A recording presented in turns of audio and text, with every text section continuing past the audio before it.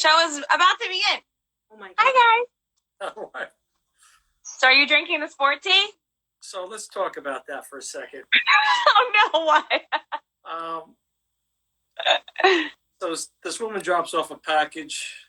Yeah, Miriam. Very mysterious. And it comes with instructions to how to make it and everything. Yeah. How to drink it.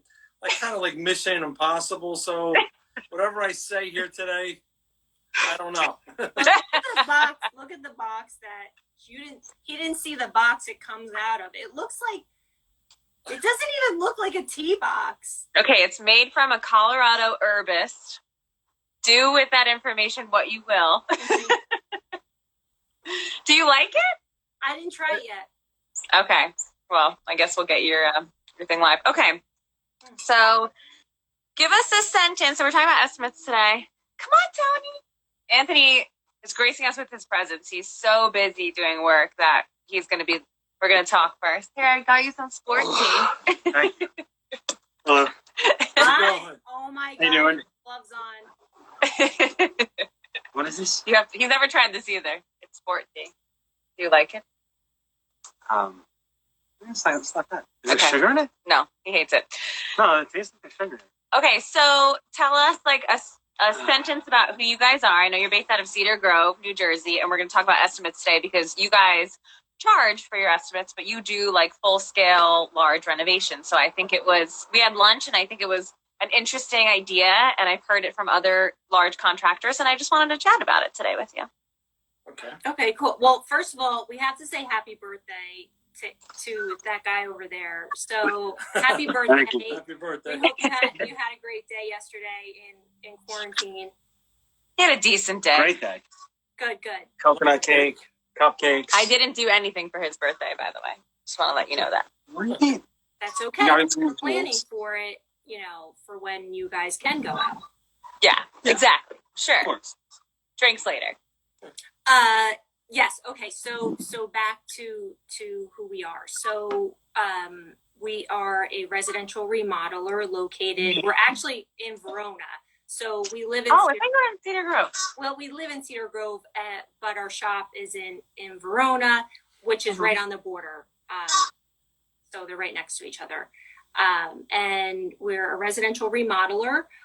We focus on residential, like I said, and most of our work is in Essex, Hudson, and Morris counties. Cool. Thanks for joining today, guys. All right, so I have Tony here for our first question because we always fight about this, which is sharing a budget. And can you guys hear us okay? Because he refused to go inside, so you can hear us, right? We're on the porch. Okay.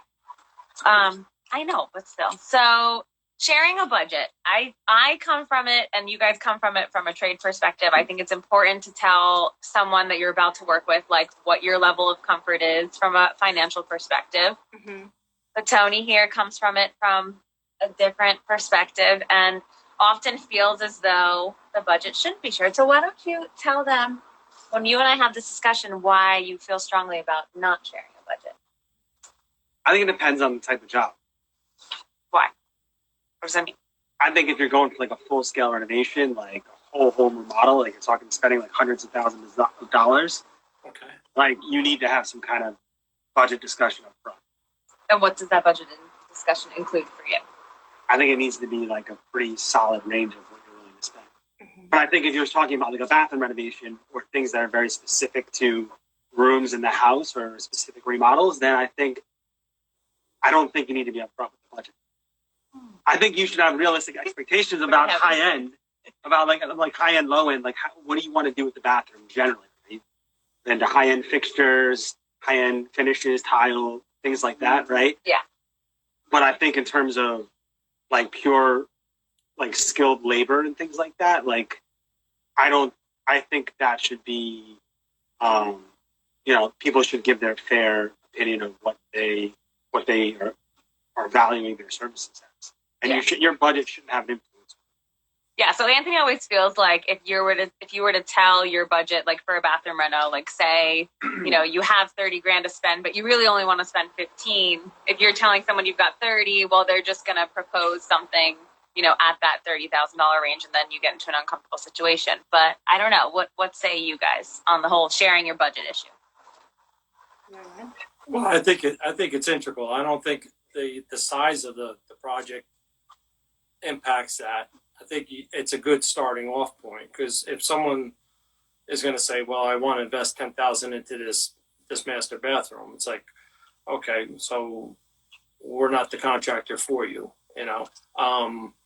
I think that's where the discussions, and it always comes back around, because to take Anthony's position and say, okay, we don't get the budget, and then you say, okay, I want high end. So we're vague on that right from the start, because your high end and my high end may be worlds apart. So then I come back with an estimate and say, okay, for your bathroom, it's going to be $42,000, and you're like, $42,000. And then it comes down, well, what were you thinking? Mm-hmm. Well, I almost wanted to think about 15, but you said high end. And I was like, well, high end at Home Depot, or high end at, Artistic Tile or Mediterranean Tile or whatever.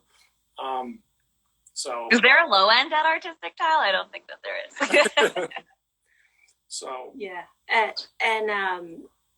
it goes back to, I mean, I know you guys have been renovating, right? I don't mean forever. Okay, so you guys have basically been managing the project, correct? So the exterior we've been managing, yeah, which we would never recommend to anybody ever again.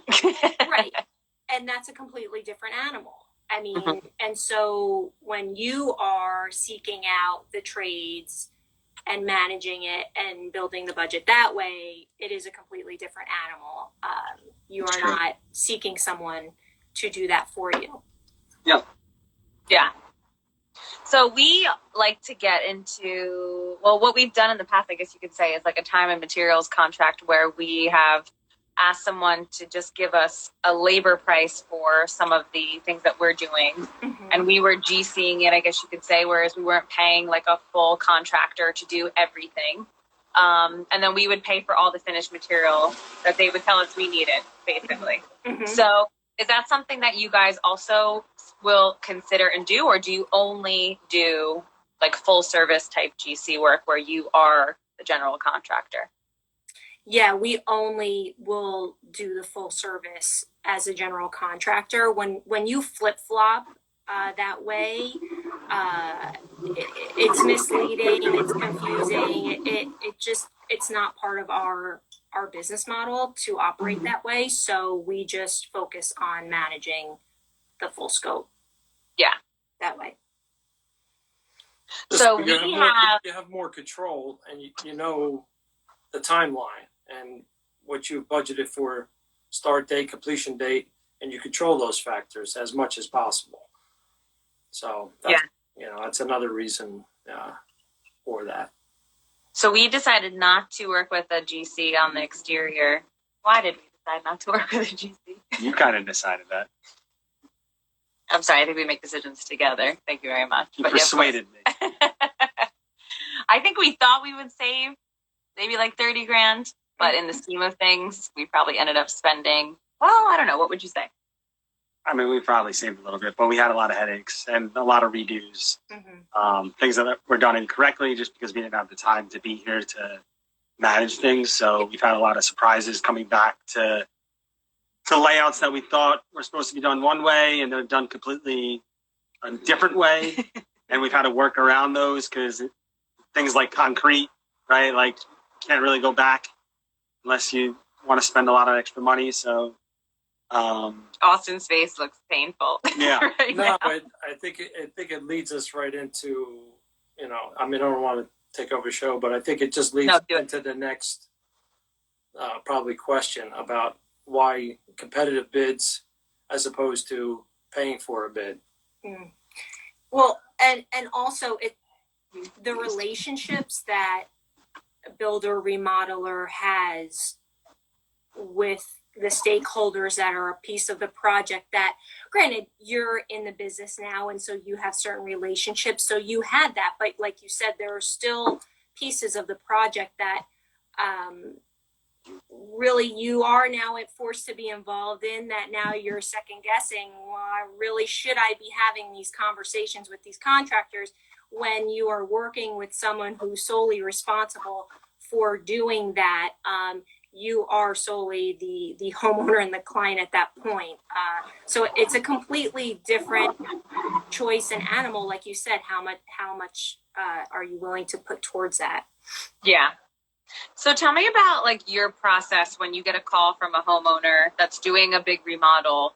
Like, what's the first kind of couple things you talk about when it comes to a budget estimate? Like, how do you guys approach that, being that you do charge to put together a comprehensive scope of work like that? Yeah, great question. So we definitely want to pre-qualify them, understand, ask them questions, specifically about their project. What is it they're looking to do? When are they looking to do it? Have you established your budget for the project? All these questions. Have you remodeled before? Someone who has never remodeled before, as opposed to someone who's done it 3, 4, 5 times, has a completely different perspective. One who thinks they know how it's done, and another person who says they know how it's done based on what they've gone through before, but that's not necessarily how we do things, right? So you know what needs to be done. Usually right. Anthony YouTubes it, so he always knows what's right. Powerful thing. It is. No, it is. Knowledge is power. And so, and you're doing your due diligence, right, to figure things out and understand, so that you're an informed consumer. And we respect that, because although this is our industry and we do things a certain way, at the end of the day, we're looking to partner with our clients, right? We want us to have a relationship so that we are building this with them. Okay. And that's part of what we do when we are pre-qualifying them, because at the end of the day, we want to make sure that we are a good fit for one another. And so back to that point of, depending how they're coming to us, do they already have plans? Have they already been working with an architect or a designer? Are they starting from square one? They don't even know where to begin. So there are all different scenarios based on where they're at in the process. Depends on how we take them, which then all leads to our preliminary agreement, which is pre-construction phase 1, if you will, which sets up the estimate. And estimate for us is it's very vague. So you can say estimate, you could say free estimate. Estimate is a rough number. Yeah. And when you go into a project with a rough idea of anything, costs, etc., you're setting yourselves up for headaches, like you said. So allowing us to take the client through the process in the beginning, with a team approach, everybody involved, everybody understanding costs, creates for a better experience and project and end result. Yeah. What if someone has started the process of looking into, because I'm sure you get calls of people who are like, well, I've been thinking about, doing some interior work and we want to gut things. And I've started to talk to a few contractors and I got some estimates. So I have a sense of what it might cost me. Like, what do you do in that situation with a client like that who's trying to do their own due diligence first? So if they say they have a sense for what it might cost them, and so they want to come to us for a cost. Yeah, like say, I've talked to an electrician and he says I got to do this, and I've talked to a plumber and he's thinking it's going to cost me this. So I already have some estimates already together. Mm-hmm. Would you guys be rounding out that number, or you're just saying, look, the proper way to do this is we've got to go in with our crew, properly explain to them what's going on, and then we'll get you a number. How do you guys deal with a situation like that? Yeah, well, what it sounds like to me is when people try to compare apples to apples, when you try to compare costs, it's challenging, because when you're comparing costs with a contractor or remodeler that has a completely different process as opposed to now you're going and getting all these costs, you don't know how their businesses are set up, right? So are they profitable businesses? Are they doing things the same way as you are. These are all things you have to keep in mind when you're trying to compare those costs. It's hard to compare. I think we learned that. Like all the estimates or bids we ever got were completely different. Like in terms of process, like in terms of what they really offered. On paper, they might have looked similar, but I don't think they were all. It was hard. You really had to know the company to understand what they provide. Exactly. Right, and that and that goes back to the value, right? Yes, there's the monetary value, but there's so much more that you could describe what value is. And for us, it's okay. What's the communication we're providing? How are we setting up this project? You know, how informed, how much do you understand as the client that how this is going to go? You know, there's so many pieces that a lot of people, I think, take for granted, unfortunately, that they don't really understand that. And that's why it's our job to be able to explain, like, listen, this is how we want you to understand how this is going to go. This is your home. Totally. And also, just to get to that estimate, it's not just, it's contacting all the different guys that we use, plumber, electrician, a tile guy, painter, and just say, okay, let's start to put this thing together rather than looking at the estimate as a one-off. It's part of a whole phase. It's not just, okay, just put the numbers down on a piece of paper. It's knowing from experience, okay, your house is built, prior to 1950. You're going to have plaster and lath walls. You're going to have ash floor with, beveled beams and all the amount of work. This contractor A, is he proficient in that? Kind of going back to what Anthony said, trying to compare the apples. How well versed are these guys in homes that are older, and how long they've been doing it? What's their skill level? And we see that on all different levels. Even when we get full architectural plans, and architects will try to have us bid out things, and it's numbers on a paper. It doesn't reflect the contractor. And that's where the problems lie. I think part of the problem with competitive bidding. You were going to. I was going to say we'd gotten like 2 or 3 bids for this house for the exterior, right? Yeah. But your concern was, and I think the reason why you wanted to go and us GC it was because you wanted to control like everything. Because you were worried that you're just going to come home and all of a sudden like all your corbels are going to be gone.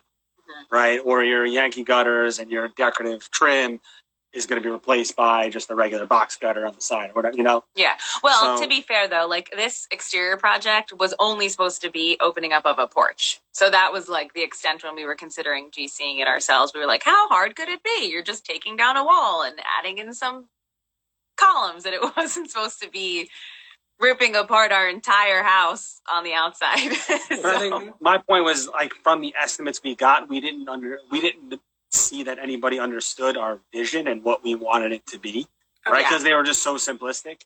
So we were just worried that like we would leave for a day or two and come home to something completely not the way we wanted it to be done.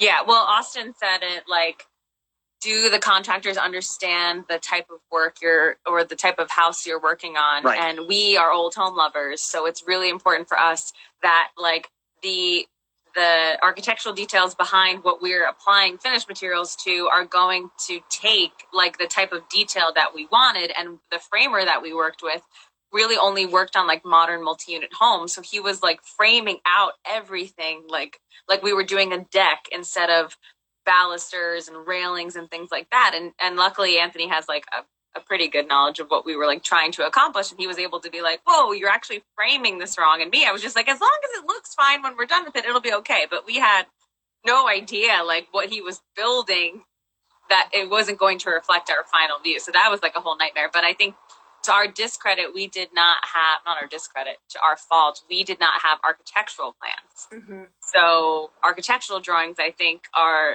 like probably the first thing we should have done that we didn't do, and we considered doing, but we didn't want to spend the money. Go figure. But, do you guys, so is that a part of your do you get a lot of clients who come to you with the architectural bids? I mean, I know architects bid out the work, but like, will you also just get a set of plans and be able to just bid that out competitively? Yeah, so like we were saying, yeah, they come to us all different ways. So either the homeowner has the plan, because it depends how their contract with the architect was. You know, is the architect handling the bidding, or are they just given the final plans and then they come to us? Sometimes it's the final plans, sometimes it's the conceptual plans, which are two different animals. And so at that point, if it's just a conceptual plan, it is very challenging to come to a final price. And so while we can talk about budget at that stage and come up with a budget analysis, we cannot come up with final costs. And so at that point, it's really about educating the consumer in finding a contractor that's going to guide you through that process.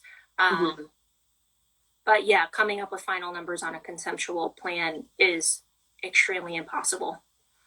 Extremely impossible. That's a good term. That's awesome. So what's the difference for you guys between like a free estimate and a paid estimate? Like what do the two include, I guess? So we don't really call them free estimates, or I'm sorry, paid estimate. So it's really a services agreement, preliminary agreement, which details the process of how we're going to take them through this from concept to completion, right? So you have the 3 phases of your project: pre-construction, construction, and post-construction. And that pre-construction phase, we're going to, whether they need plans or not, or they already have plans, we're going to study the plans and go through that and come up with the preliminary budget and go through that whole process. Then there's selections, etc. So there is a fee attached to that agreement, just how you as a designer would have an agreement proposing what this the fee would be for those services. Yeah, totally. And you guys include allowances in your what are you calling your paid estimates? So yeah, allowances do exist. So there would be a set amount toward whatever it is, selections, etc., toward those areas, and then however the selection comes in, whether it's below or beneath, or below or above, would then dictate what that cost would be. Do you ever include like contingency budgets for things that go wrong, and what does that look like? That's a great question. Or like the unknowns, I guess you could say, because we had a lot of unknown shit in this house. You want to talk? No, I think, with that, I don't like contingency funds because, there's a problem of where it goes and what it gets used for. And I think if you're clear with the assumptions, we're assuming that, the beams are running this way and they're this size, and this is our assumption. So the homeowner's clear, we're clear. And if on demolition, or if we don't do a feasibility study to cut open some walls and to confirm the direction of certain things, then it would be dealt as a change order, so that they would know that this is going to be a change order. We try to eliminate as much of those areas as possible, so we don't have to get into the contingency fund. I think the contingency fund is like a black hole. It's a very, very gray area. I don't think it's a good spot for either the client or for the contractor to have that. Personally, I don't like it now. I think, if they want to hold a certain amount of money due to an upgrade or allowance, increase, they could do that fund. That's on their side. I don't need to know anything about that. That's, if they say their budget is $50,000 and they know that they have 60, then they have that $10,000 contingency fund. So be it. Yeah. it's not like a Chip and Joanna Gaines where they make the call to the person and say, hey, this is going to cost you another $20,000. In the real world, yeah, try doing that to a customer, calling them up and saying, oh, hey. No, but things happen, and so the client has to understand what the change order process is, and so that we do have a process in place for that. And so when things come up, whether they made the change or there was an extreme unforeseen circumstance, but really our job in that preliminary stage is to understand and figure out as much as possible and detail it within the specs so that there aren't any surprises. And he had alluded to, do we need to have a discovery agreement? Okay, so that you're giving us permission to open up some walls prior to figure certain things out and see where things are and know, okay, this is how this has to be run. And so then our specialty contractors are also knowing exactly, okay, and not being surprised, because at the end of the day, the project is not meant to be built on change orders. The project is meant to be built on a contract, and having a change order process in place if and when things come up or there are things that get changed. But yeah. What's your change order process like? So let's say something gets changed and the customer makes that change and they want to add something. Then they get an electronic change order explaining exactly what that change is, how much that will cost, and then they sign off on it. And then they see what their contract price was, obviously with the additional costs to that. I feel like you make it sound so easy, and change orders are like the most dramatic thing in construction. We don't like change orders. I mean, really, think about changes create delays most of the time. So you have to stop, whatever it is, like depending on what, right? So you have to stop and you have to wait. And so it affects everything. So that's why having everything figured out from the beginning is the goal. Mm-hmm. Totally. It's the designers that are the problems. Yeah, I mean, seriously. 100%. I agree. Those are fighting words often. He's just teasing. Just kidding.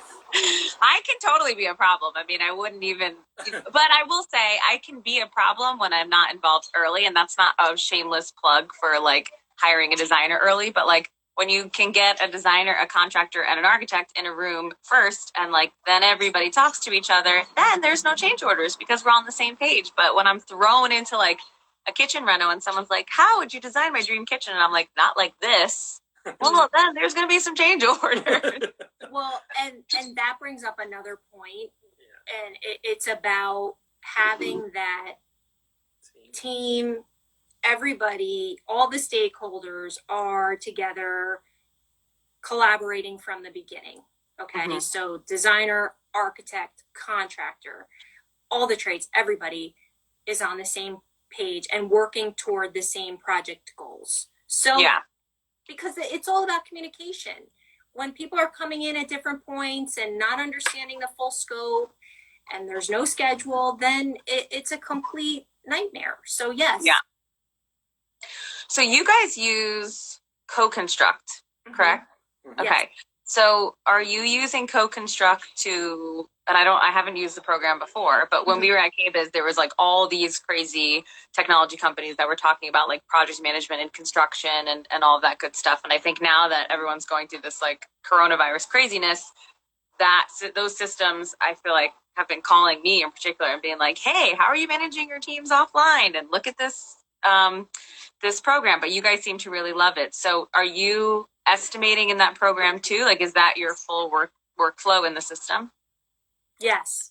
So the neat thing about the program is it has all these features to be able to make a project happen. And we live in there. We build our budget in there, everything. It's all connected and incorporated, and they've done a really good job. at doing that and speaking to the builders and remodelers in the field and making changes based on how we function so that Right. it can work for us. Yeah. It seems like it just makes your life a lot easier and simpler when it's just all in one program. So Yeah. Yeah, I mean, Yeah. even for you, I think, it just keeps all your communication and everything all organized. It's just an organizing super tool. Yeah. Yeah. Super tool. Yeah. Very cool. Do you have any more questions for them on estimates? No? Good. Anything that you guys want to address when it comes to estimates? I didn't get a chance to look at my sticker that I put out, so maybe I'll take a look really quick before we get off the IG live. But I kind of went through all my. Oh, I do have one more question for you, actually. Okay, Tony's getting up. So you guys obviously are like a well-oiled machine, right? You're using Co-Construct, and you've got this like whole process for estimating and moving a project through your workflow. What about like the Joe Schmo off the street coming in and kind of telling your client, that his estimate is just as gold as yours is? Like, what are your communication points for clients, or I guess homeowners, that are just not as well informed about like the way you're doing your business versus the way he's doing his business, and why there are differences in your estimate? Like, do you have communication points for that, for like a homeowner who just doesn't know that there's really a difference between you and the person coming in off the street? I think, sorry. No, go ahead. I think it comes down to that feeling you get when you're with someone, right? And yes, we go through exactly how we function and what it is we provide, and sometimes that's not a fit for everybody, right? And so we can tell when a potential client understands that and that's what they're looking for. And then there's people that, the other contractor that you were speaking of, that's what they want. And so it really comes down to what their comfort level is and what they are looking for in a service and in a contractor. Plain and simple. Yeah. Cool. Okay, guys. Any more thoughts? Austin, were you going to say something? No, I just agreed with Heather. And just it's a value thing. How much value do you put on what you're going to get? What are you looking for? How much guidance and education and the experience that you're looking to have? Yeah. And so do we have any questions? I wanted to go back in my sticker.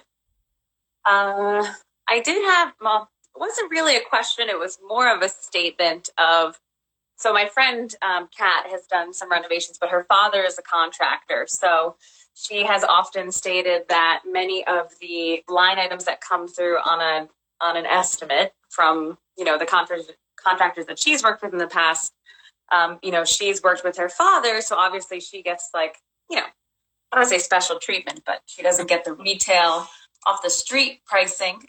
So she tends to feel like, there's obviously a markup in the contractor's bid, which is, of course, how contractors make money.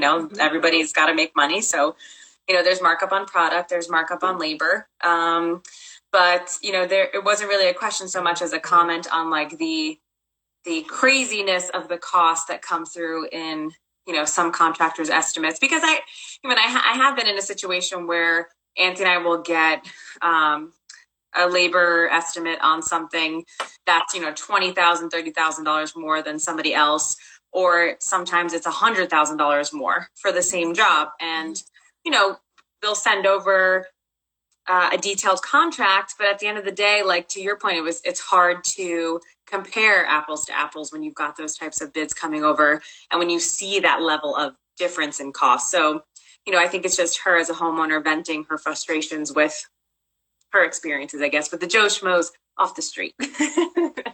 I think, I don't think you can shy away from calling somebody and saying, hey, you know what? Why are you X amount higher than this? Why do you differentiate you from Joe Schmo company? Mm-hmm. and to back up the qualification of that price. Totally. Yeah. I mean, there's got to be, right? So there's always a reason and rationale, but I think that's a good point. Like you should just have an open line of communication with the person that you're, trying to collaborate with, and just hope that there's a way that you can get to that magic number that you're looking for. So Right. yeah. So I can't see on my sticker online. Let's see. Hold on. Seen by. No, I don't get to see the questions yet. So I will send them to you guys, and maybe we can do like a little quick follow-up as to some of the answers to the questions, because I think this is really helpful, and a lot of people would benefit from the info on how you guys, how you guys play the game. Cool. Any remaining thoughts for, people who are turning in, or at least going to be, I know there's quite a few people that couldn't make it today that really wanted to dial in and listen in. So any more thoughts for our fellow peeps on estimating? I would just say, this is the way we decided to take our company. Everybody's got to run their company how they seem fit, And I think it's a shift in your mind to say, people will say, oh, this is a cost of doing business by giving that estimate. Well, that's a cost, but that cost has to be paid. Somebody's got to pay for that cost. Sure. And that's the way we look at it. And so, what are you going to say? Yeah, no, I agree. I appreciate you for one. Kudos to you for starting Tea with the Trades, because it takes a lot to go ahead and start this series, and so we're excited for you as you continue that. And just starting this conversation and this topic, because it's definitely a national, global conversation that, like you said, everybody. It's this confrontational thing, and I don't think it has to be. I think at the end of the day, everyone within the industry is trying to understand and figure out how to function as one, because it kills us when we have a client or prospective client who does not follow through with their project because they weren't taken through the process correctly, or they started out with plans and then they decided not to follow through, I should say. And so our goal is to really eliminate that. We want people to go through a renovation and do it again and again at their next house and their third house, and so that they actually get excited about doing it, and it doesn't have to be such a doom and gloom process, and that it can be enjoyable, and how we take people through that at the end of the day. Yeah. And just to follow up, I mean, if somebody has more questions or wants to get more information, somebody to follow would be Brian Jaclyn. Yeah. Brian with a Y and a K, Jaclyn. There's a lot of different consultants out there that talk about this, and they're passionate about it. Brian's great, and Mike Stone. There's a whole bunch of people that will go on and on about this, and about the process of estimating on the construction, on your side, like how they do it. And okay, interesting. Very cool. Yeah, I think I'm just having these tea with the trades because these are questions that I've always had, and I figured everybody's home, so we might as well just chat on a Sunday. But it's been very interesting seeing how certain trades and certain people conquer different topics, and especially the whole estimating process. I think there are a lot of people with a lot of opinions about it. So it's good to hear how you guys tackle it as a full service, good construction firm, because there's just a lot of bad people out there that like to take advantage. So I think it's important that just consumers in general are educated on what a proper construction experience looks like. So. Yeah, absolutely. No, we appreciate that. And we look forward to continuing the conversation. Absolutely. Oh, for sure. Well, Randy Joy says smile. I think he's talking to Austin. Okay. Sorry, Randy. How's that? I don't know. And then I don't think there was any questions on the chat, but we had quite a few viewers. So I want to thank everybody for coming, and we'll do a little follow-up session for some tag sticker questions for you guys. So I appreciate your time, and thanks for drinking the tea. Thank you for Thank sending it so good. You're welcome. All right, guys. I will talk to you, I'm sure, soon. Okay. So Toodles. bye. Bye. Bye.